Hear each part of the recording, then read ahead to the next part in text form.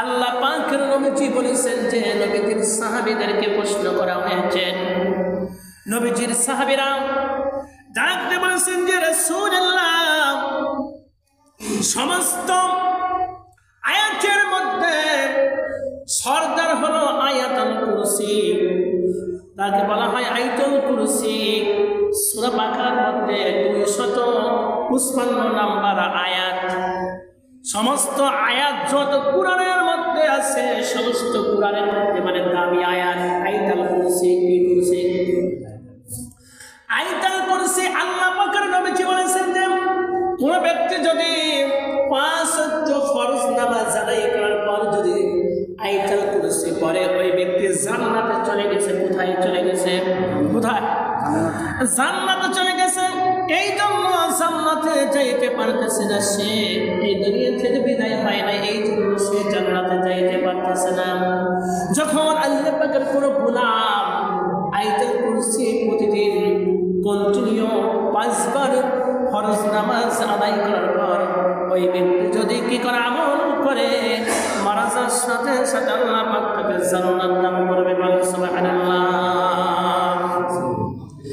আল্লাহ রাব্বুল আলামিন বলতেছেন যে আপনারা যদি নাও পড়েন, যদি নাও পারেন, তাহলে খেয়াল করে শুনুন, এই আয়াতুল কুরসির মধ্যে তোমার আল্লাহ পাক ফজিলত রেখে দিয়েছেন। আল্লাহু লা ইলাহা ইল্লা হুয়াল হাইয়ুল কাইয়্যুম লা তা'খুযুহু সিনাতুন ওয়া লা নাওম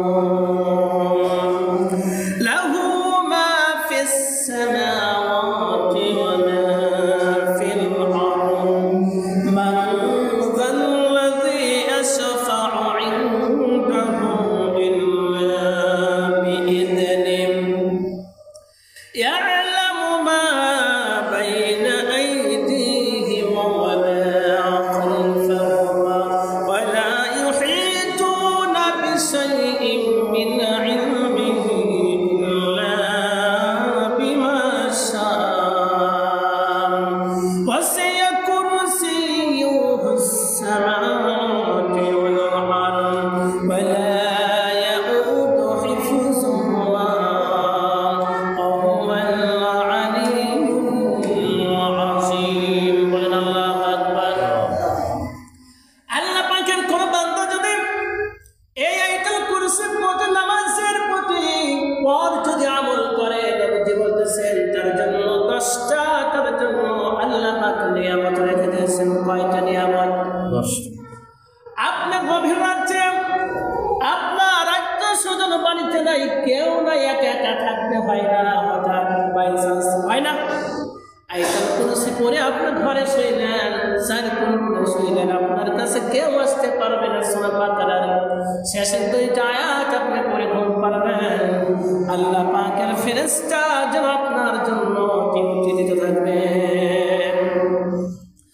নবীর কাছে একজন সাহাবী এসে বললেন যে রাসূলুল্লাহ, আমি যখন অনেক গাড়ি করে যখন আমার বাড়িতে ঘোড়া ছিল, ওই ঘোড়াটা যেন শুধু লাফাচ্ছে। কে করতেছে? ঘোড়াটা লাফাচ্ছে। রাসূল বললেন যে আমার সাহাবী, তুমি কোন সূরা পড়েছো? বলতেছে যে রাসূলুল্লাহ, আমি সূরা বাকারা আমি তেলাওয়াত যখনই করি যেন ঘোড়াটা শুধু লাফাচ্ছে। রাসূল বললেন, সাহাবী তুমি তো দেখতে পারো না, যখন তুমি সূরা বাকারা রাতের বেলায় পড়েছ, ওই সময় আল্লাহ পাকের রহমতের ফেরেশতা যেন তোমার বাড়ি থেকে আসমান পর্যন্ত তোমার জন্য ডিউটি দেওয়ার জন্য ফেরেশতারা দাঁড়িয়ে গেছে।